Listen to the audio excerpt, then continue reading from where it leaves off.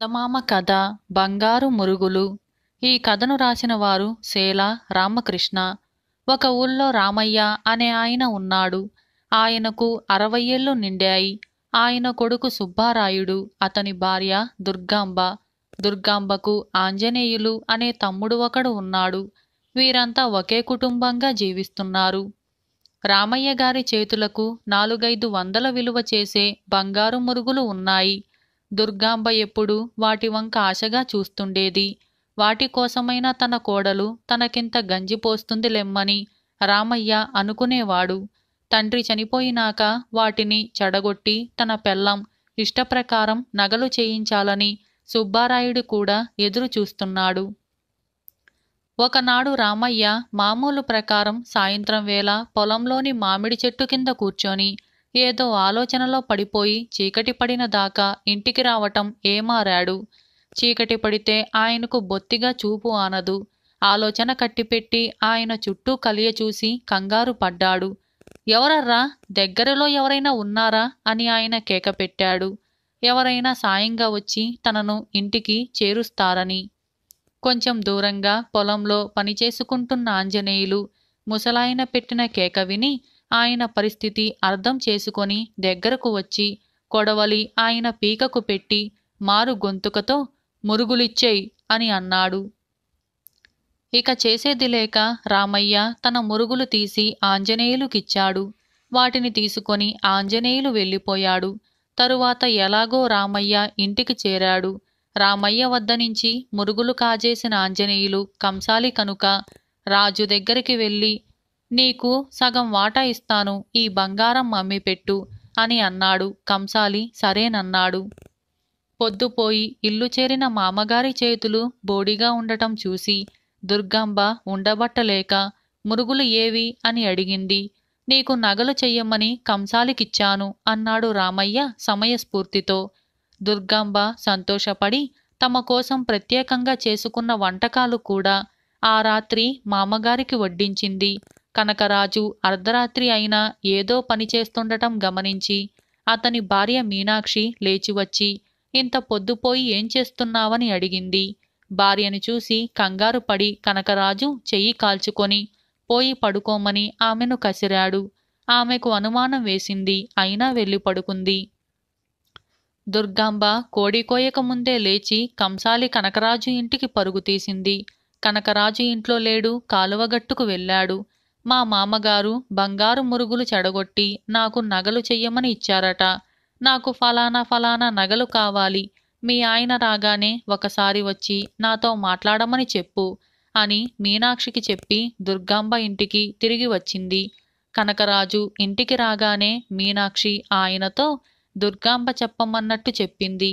అతను మొదట ఆశ్చర్యపడి ఆ సరుకు వారిది కాదులే అని తన భార్యకు నచ్చజెప్పాడు. తాను కంసాలి ఇంటికి వెళ్ళి వచ్చిన సంగతి ఇంట్లో అందరి ముందు దుర్గాంబ చెప్పింది. ఆమె మాటలు విని ఆంజనేయులు రామయ్య కూడా ఎంతగానో ఆశ్చర్యపోయారు. కాని ఇద్దరూ బయటపడలేదు. ఆ తరువాత వీలు చూసుకొని ఆంజనేయులు కంసాలి వద్దకు వెళ్ళి మురుగుల ప్రసక్తి తెచ్చాడు. గుడిని, గుళ్ళో లింగాన్ని కూడా మింగగల కనకరాజు, ఏం మురుగులు, నువ్వు నాకేమి ఇవ్వలేదే, కావలిస్తే న్యాయస్థానానికి వెళ్ళు అని అన్నాడు. అప్పటికే అతనికి ఆ మురుగులు రామయ్య వన్న సంగతి కూడా తెలిసింది. ఈ మాటకు ఆంజనేయులు తెల్లబోయి తాను దొంగ అన్న సంగతి రుజువు చేసుకోలేక చేసిన దానికి పశ్చాత్తాపపడుతూ ఇంటిదారి పట్టాడు. రామయ్య మాత్రం రహస్యంగా తన కొడుకుతో తన మురుగులు క్రితం సాయంకాలం ఎవరో బలాత్కారంగా తీసుకున్నారని, చూపు ఆనక తాను ఆ మనిషిని గుర్తుపట్టలేకపోయానని చెప్పాడు. ఈ మాట చెవిన పడిన అనంతరం సుబ్బారాయుడు తన బావమరిది ఆంజనేయులు కంసాలి ఇంటికి వెళ్ళి రావటం ఒక కంట కనిపెట్టాడు. ఆంజనేయులు వచ్చి కనకరాజుతో మాట్లాడేటప్పుడు తలుపు చాటున పొంచి ఉండి కనకరాజు భార్య మీనాక్షి అంతా విని సంగతి గ్రహించింది. పుట్టింటివారు మీనాక్షికి ఏమీ పెట్టలేదని కనకరాజు ఎప్పుడూ సాధించేవాడు. ఆ సాధింపులు వినలేకపోయేది మీనాక్షి. కిందటి రాత్రి తన భర్త కరిగించిన బంగారం తాను కాజేసి తన పుట్టింటి వారికిచ్చి నగలు చేయించి తెచ్చుకుంటే తన భర్త సాధింపులు కట్టుపడతాయని ఆమె అనుకుంది.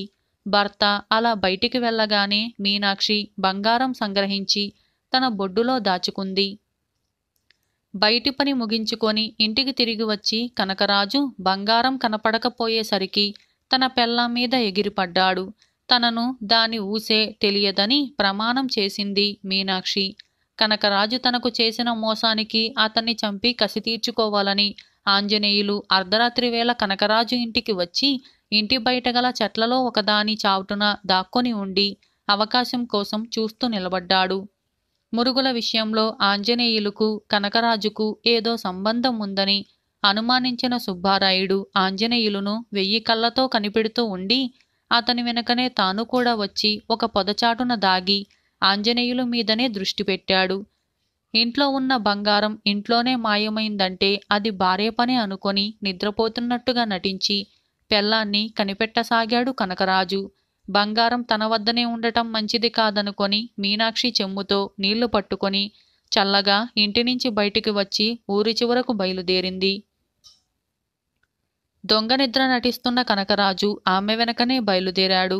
వాళ్ళిద్దరినీ చూసి వాళ్ళు ఎక్కడికి పోతున్నది అర్థం కాక ఆంజనేయులు కనకరాజు వెనకగా తాను కూడా బయలుదేరాడు. ఆంజనేయులు వెనకగా సుబ్బారాయుడు కూడా బయలుదేరాడు. ఈ నలుగురులో ఎవరికీ తమ వెనక ఎవరు వస్తున్నారనే సంగతి తెలియదు. మీనాక్షి తాను ఒంటరిగా పోతున్నానని అనుకుంది. కనకరాజు తన భార్యను తాను ఒక్కడే అనుసరిస్తున్నానని అనుకున్నాడు. అలాగే ఆంజనేయులకు తన ముందున్న ఇద్దరూ తెలుసుగాని తన వెనక వస్తున్న సుబ్బారాయుడి సంగతి తెలియదు. ఈ నలుగురు పిల్లలలాగా ఒకరి వెనకగా ఒకరు పోతుండటం వీధిలో అరుగు మీద నిద్రపోతున్నట్టు పడుకొని ఉన్న ఒక వ్యక్తి గమనించి సుబ్బారాయుడి వెనకగా ఎవరూ లేకపోవటం చూసి తాను అతని వెంట బయలుదేరాడు. మీనాక్షి ఊరి చివర పాడుబడ్డ దేవాలయం దగ్గర ఆగి అక్కడ చిన్న గుంటలో బంగారం ఉంచి దానిమీద ఇంత మట్టి కప్పి ఇంటికి వెళ్ళిపోయింది. వెంటనే మిగిలిన ముగ్గురు ఆ గుంట మీదికి ఒక్కసారిగా దూకి దానికోసం తన్నుకోసాగారు. ఇంతలో ఆగండి అని వెనక వచ్చిన మనిషి గట్టిగా గర్జించాడు. ముగ్గురు వెనక్కు తిరిగి చూసి ఆ కేక పెట్టినది ఆ ఊరి రాజు అని గ్రహించి ఆయన కాళ్ల మీద పడ్డారు.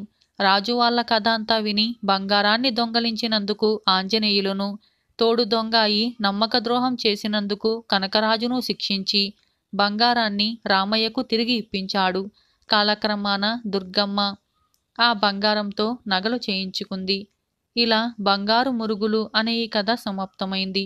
ఈ కథను రాసిన వారు సేల రామకృష్ణ.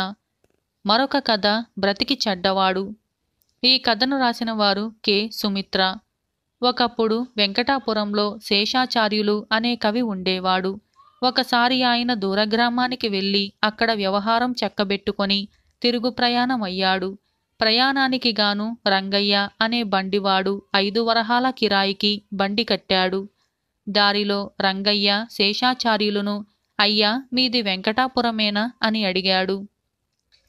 ఏదో ఆలోచనలో ఉన్న శేషాచార్యులు తల ఎత్తి మాది అసలు సిద్ధాపురం, మా తండ్రిగారి హయంలో వెంకటాపురం వచ్చేశాం అని అన్నాడు. అంటే మీ పూర్వీకులది సిద్ధాపురమా అన్నాడు రంగయ్య ఎంతో ఆశ్చర్యపడుతూ. ఏం ఆశ్చర్యపోతున్నావు, ఆ ఊళ్ళో నీకు తెలిసిన బంధువులు ఉన్నారా అని శేషాచార్యులు అడిగాడు. రంగయ్య కొంచెం బాధపడుతున్నట్టుగా కనబడి ఒకప్పుడు ఉండేవారులేండి, వాళ్ళు కూడా పొట్టలు చేతపుచ్చుకొని తలా ఒక దిక్కు వెళ్ళిపోయారు. అది సరే, మీరు ఏం చేస్తూ ఉంటారు అని అన్నాడు. కవిత్వం చెబుతాను, కొద్దిపాటి కావ్యాలు రాశాను అన్నాడు శేషాచార్యులు. రంగయ్య సంబరపడిపోయి మీరు కవులా చెప్పరేం, నాకు కవులంటే చాలా అభిమానం, మీలాంటి కవిని బండిలో తీసుకుపోతున్నందుకు నాకెంతో గర్వంగా ఉన్నది. మీ తండ్రి తాతలు కూడా కవులేనా అండి అని అడిగాడు. బండివాడి మాటలకు శేషాచార్యులు నవ్వి వాళ్ళ రక్తంలో కవిత్వం పొంగులు పారింది కనుకనే నేను కవినయ్యాను అని అన్నాడు. రంగయ్య కొంచెం ఆలోచించి నేను ఒక విషయం అడుగుతాను, ఏమీ అనుకోరు కదా, ఈ కవిత్వం మీకు తిండి పెడుతున్నదా అని అడిగాడు. శేషాచార్యులకు వాడి ప్రశ్న తెలివిగా కనిపించింది. ఆయన వాడితో ఇప్పుడు కవులను పోషించే రాజులు, కవిత్వాన్ని ఆదరించే మహానుభావులు ఎవరున్నారు కనుక మా తాత గోవర్ధనాచార్యులు సిద్ధాపురం సంస్థానంలో పేరు మోసిన కవి. రాజా రఘుపతిరావు గారు మా తాతగారి కవితా మాధుర్యానికి పరవశులై ఆయనకు కనకాభిషేకం చేసి 1,00,000 వరహాలు కానుకగా ఇచ్చారట. అప్పటికి నేను చాలా చిన్నవాణ్ణి అని అన్నాడు. రంగయ్య ఇంకేమీ మాట్లాడకుండా బండి తోలటంలో నిమగ్నుడయ్యాడు. మధ్యాహ్నమైంది. మధ్యదారిలో శేషాచార్యులు, చూడు రంగయ్య, కొంచెం బండి ఆపావంటే దూరంగా కనిపించే గ్రామంలో దాహం తీర్చుకువస్తాను అని అన్నాడు. రంగయ్య బండి ఆపి, మీరు దిగకండి, నేను వెళ్ళి మీ పనికి తగిన బందోబస్తు చేస్తాను అంటూ చేలకు అడ్డం పడి పరిగెత్తి వెళ్ళి కొంతసేపటికి ఒక బ్రాహ్మణ కుర్రవాడి చేత పెద్ద చెమ్ములో మజ్జిగ పట్టించుకొని వచ్చాడు. శేషాచార్యులు ఆ మజ్జిగ తాగి బ్రాహ్మణ వటువును పంపేసి, రంగయ్య, నీది ఎంత దొడ్డబుద్ధి అని మెచ్చుకున్నాడు. దానిదేముందిలేండి అంటూ రంగయ్య బండి తోలాడు. సాయంకాలానికి బండి వెంకటాపురం చేరింది. శేషాచార్యులు ఇంట్లోకి వెళ్ళి తన పనిమనిషి ద్వారా రంగయ్యకు బండి బాడుగు 5 వరహాలు పంపాడు. రంగయ్య బండిని తోలుకుపోతూ డబ్బులు వద్దన్నానని అయ్యగారితో చెప్పు అని పనిమనిషితో అన్నాడు. పనిమనిషి ఈ మాట చెప్పేసరికి శేషాచార్యులు విస్తుపోయి బయటికి వచ్చి చూశాడు. బండి అప్పటికే చాలా దూరం పోయింది. శేషాచార్యులు చప్పట్లు కొట్టి బండిని ఆపి దగ్గరకు వెళ్ళి రంగయ్య వద్దంటున్నా బలవంతంగా డబ్బు ఇవ్వబోయాడు. రంగయ్య ఆయనతో, మీరే చెప్పండి, ఒకరికి దానం ఇచ్చినది తిరిగి తీసుకోవచ్చునంటారా అని అన్నాడు. శేషాచార్యులకు ఆ మాట అర్థం కాక, నీ మనసులో ఏమున్నదో సరిగ్గా చెప్పు అని అన్నాడు. మీరు నాకు ఇచ్చే బాడుగా రాజా రఘుపతిరావు గారు మీ తాతగారికి చేసిన దానం కాదా అన్నాడు రంగయ్య. నిజమే, కాదని ఎలా అనగలను అన్నాడు శేషాచార్యులు. రాజా రఘుపతిరావు గారు మా తాతగారు. అయితే నేను మీకు కనకాభిషేకం కాదు కదా, దుశ్శాలువలు కూడా కప్పలేని స్థితిలో ఉన్నాను. మిమ్మల్ని నా బండిలో తీసుకువచ్చినందుకే ఉప్పొంగిపోతున్నాను. మీ నుంచి చిల్లి గవ్వ కూడా తీసుకోలేను, క్షమించండి అంటూ రంగయ్య బండి తోలుకుపోయాడు. శేషాచార్యులు కొయ్యబారిపోయి బండికేసి చూస్తూ నిలబడిపోయాడు. ఇలా బ్రతికి చెడ్డవాడు అనే ఈ కథ సమాప్తమైంది.